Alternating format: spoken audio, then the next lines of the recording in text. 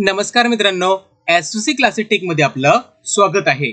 आज आपल्याला बघायचं आहे इयत्ता 6वी मराठी बालभारती पाठ 16वा, तो म्हणजे सफर मेट्रोची। आणि या पाठाचं आपल्याला बघायचं आहे स्वाध्याय। आणि मित्रांनो, जर तुम्हाला इयत्ता 6वी चे इतर व्हिडिओ बघायचे असतील, इतर विषयांचे व्हिडिओ बघायचे असतील, तर त्या सगळ्यांचे लिंक व्हिडिओच्या डिस्क्रिप्शन मध्ये दिलेले आहेत।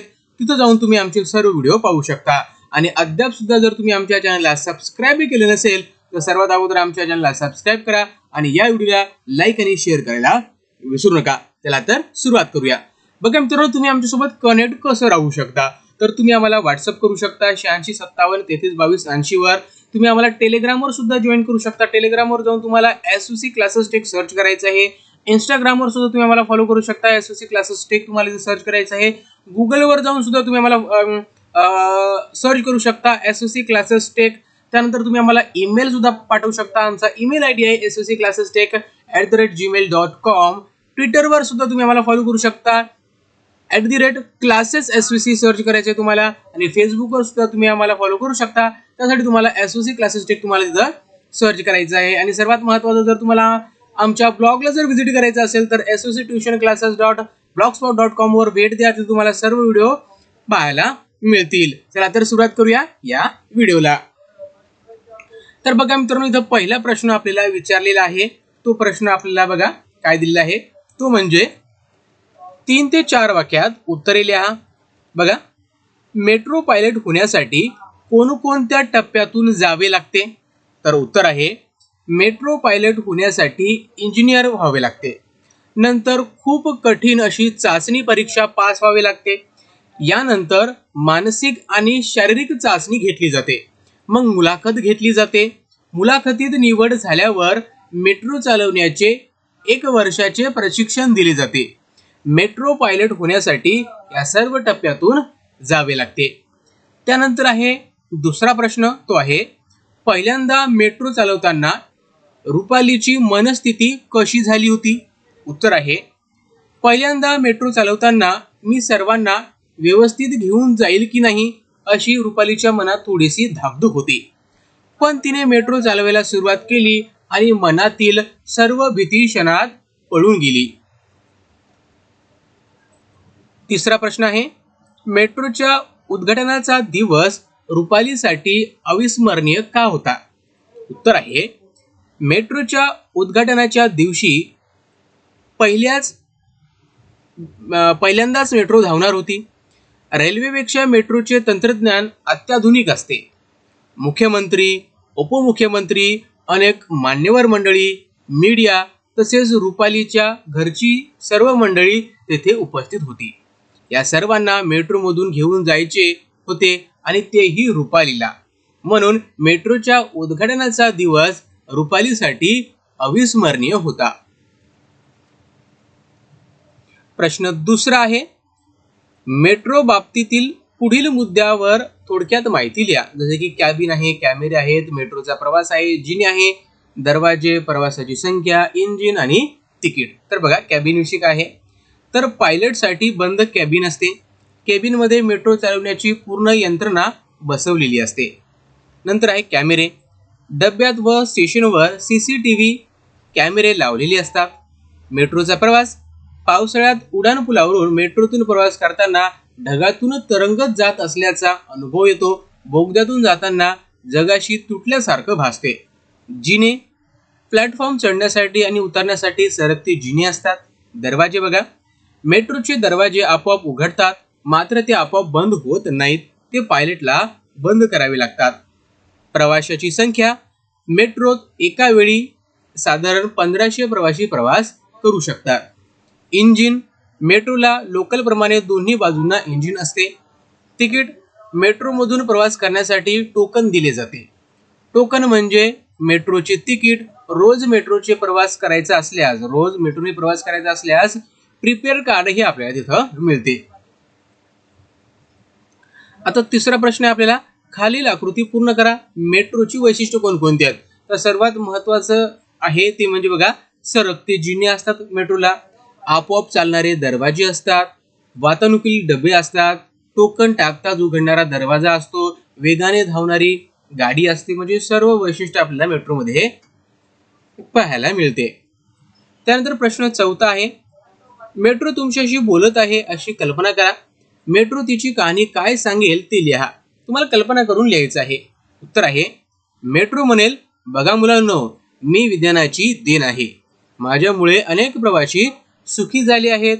माझ्यामुळे प्रवासाचा वेळ तर वाचतोय, शिवाय प्रवास आनंददायी व सुखदायक होतो. पावसाळ्यात उड्डाण पुलावरून माझ्यावरून प्रवास करताना तुम्हाला ढगातून तरंगत जात असल्याचा अनुभव येईल. मुलांनो, तुम्ही सर्वांनी एकदा तरी माझ्यामधून प्रवास करावा अशी माझी इच्छा आहे, अशी मेट्रो म्हणेल. तुम्हाला अजून काय वाटतं, मेट्रो काय सांगेल, तर तुम्ही इथं लिहू शकता. 5वा प्रश्न आहे, तुम्हाला मोठे झाल्यावर कोणते वाहन चालवायला आवडेल का ते सांगा. आम्हाला मोठे झाल्यावर मोटर कार चालवायला आवडेल, कारण कारमध्ये माझे कुटुंब बसलेले असेल. माझे कार चालवण्याचे कौशल्य पाहून त्यांना समाधान तर वाटेलच, पण माझा अभिमानही वाटेल. शिवाय मला त्यांची सेवाही करता येईल.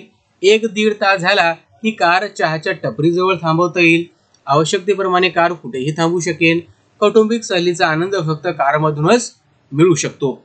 म्हणून मला मोठे झाल्यावर कार चालवायला आवडेल. तुमच्या मतानं तुम्ही अजून काही वेगळं लिहू शकता. प्रश्न 6 आहे, तुमच्या परिसरातील रिक्षा चालक, एसटी चालक यांच्याशी संवाद साधा व त्यांच्यासाठी 10 प्रश्न तयार करा. तर बघा मित्रांनो, इतर उद्योगधंदे सोडून आपण हा धंदा का स्वीकारला? तुमच्या घरी कोण कोण आहे? तुमच्या वडिलांचा व्यवसाय काय आहे? उच्च शिक्षण तुम्ही घेतले का? तुम्ही राहता कुठं? तुमची मुले काय करतात? मुलीच्या लग्नाच्या वेळी तुमच्यात हुंडा द्यावा लागतो का? तुमचे वय किती? तुम्ही जेवण केव्हा घेता? कारण दिवसभर तर रिक्षा चालवता. एवढे परिश्रम करून तुम्हाला मिळकत किती होते? तुम्ही ह्या कामामध्ये संतुष्ट आहात का? तर तुमच्या मतानं जे तुम्हाला वाटेल तुम्ही प्रश्न इथे तयार करू शकता. त्यानंतर बघा मित्रांनो, एक थोडक्यात आपल्याला अधिक माहिती बघायची, ती म्हणजे क्रियापदाचे प्रकार. आता क्रियापद म्हणजे काय आहे? एखादं वाक्य जर असेल आपल्याकडे, त्याच्यामध्ये जी क्रिया आपल्याला दिसते त्याला आपण क्रियापद म्हणतो. जसं की सचिन क्रिकेट खेळत आहे. याच्यामध्ये काय आहे, तर खेळत आहे हे क्रियापद झालं. मग क्रियापदाचे 4 प्रकार आहेत. क्रियापदाचे किती प्रकार आहेत? तर 4 प्रकार. कोणकोणते आहेत तर बघा, तर आपल्याला समजेल. तर सर्वात पहिला प्रकार आहे तो म्हणजे सकर्मक क्रियापद. दुसरा आहे अकर्मक क्रियापद. तिसरा आहे संयुक्त क्रियापद आणि चौथा आहे सहाय्यक क्रियापद. सकर्मक क्रियापद म्हणजे काय?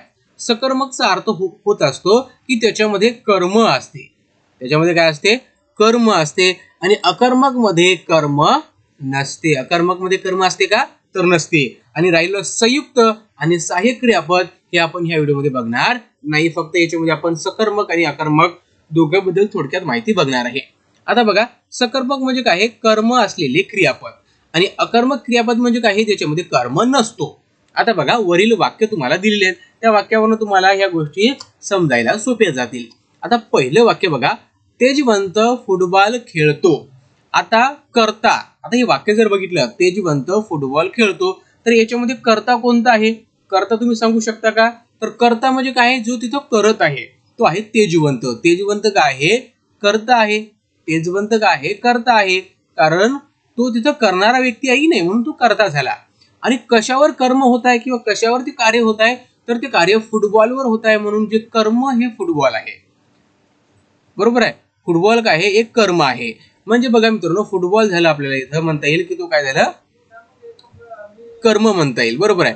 म्हणजे बघा, क्रियापद काय आहे? तर खेळण्याचे क्रियापद आहे. क्रियापद कशाचं आहे? खेळणे. ठीक आहे. क्रियापद कशाचं? खेळणे. म्हणजे बघा, ज्या वाक्यामध्ये कर्ता पण असतो आणि कर्म पण असतो, अशा वाक्याला सकर्मक क्रियापद म्हणतात. अशा वाक्याला काय म्हणतात? सकर्मक क्रियापद म्हणतात, किंवा त्या क्रियापदाला सकर्मक क्रियापद असे म्हणतात. ठीक आहे. म्हणजे हे झालं सकर्मक क्रियापद. आता दुसरं वाक्य बघा, शिक्षक कविता गातात. याच्यात बघा, कर्ता कोण आहे? शिक्षक आहे. बरोबर आहे. कर्ता कोण आहे? शिक्षक आहे. कर्म कोणतं आहे? कविता आहे. आणि क्रियापद काय आहे? गातात. क्रियापद काय आहे? गातात. म्हणजे ज्यात कर्ता पण आहे, कर्म पण आहे. याला आपण म्हणूया सकर्मक क्रियापद. सकर्मक क्रियापद. ठीक आहे, हे सुद्धा सकर्मक क्रियापद.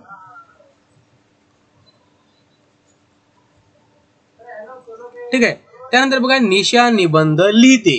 याच्यात निशा झाला कर्ता, निबंध झाला कर्म आणि लिहिते झालं क्रियापद. म्हणजे हे सुद्धा काय आहे, सकर्मक क्रियापद आहे. इथं बघा जोसेफ रस्त्यात पडला. आता याच्यात कर्ता तर आहे जोसेफ, कर्ता आहे जोसेफ, पण यात कर्म नाही, क्रियापद आहे तो म्हणजे पडला. बरोबर आहे. पण यात कर्म नाही, कर्म नाही याचा अर्थ हे झालं अकर्मक क्रियापद. हे काय झालं, अकर्मक क्रियापद. त्यानंतर दादा घरी आला. याच्यात कर्ता दादा आहे.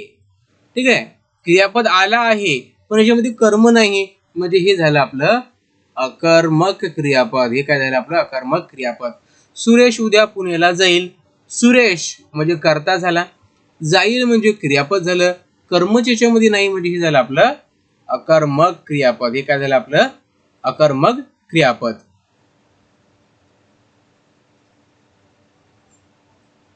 ठीक आहे, म्हणजे इथं कर्म नाही. ठीक आहे. आता तेजवंत खेळतो. तेजवंत काय खेळतो, म्हणजे कर्म इथं येत नाही तोपर्यंत वाक्य पूर्ण होणार नाही, म्हणून याला आपण सकर्मक क्रियापद म्हणतो. इथं दादा घरी आला, इथं कर्मच नाही आहे तरी पण वाक्य पूर्ण झालेलं आहे, म्हणजे याला आपण म्हणतो अकर्मक क्रियापद. ठीक आहे. तर आय होप मित्रांनो तुम्हाला या सगळ्या गोष्टी समजल्या असतील. आणि जर तुम्ही आमच्या चॅनलला सबस्क्राईब केलं नसेल तर सर्वात अगोदर आमच्या चॅनलला सबस्क्राईब करा. या व्हिडिओला लाईक आणि शेअर करायला विसरू नका. Thanks for watching.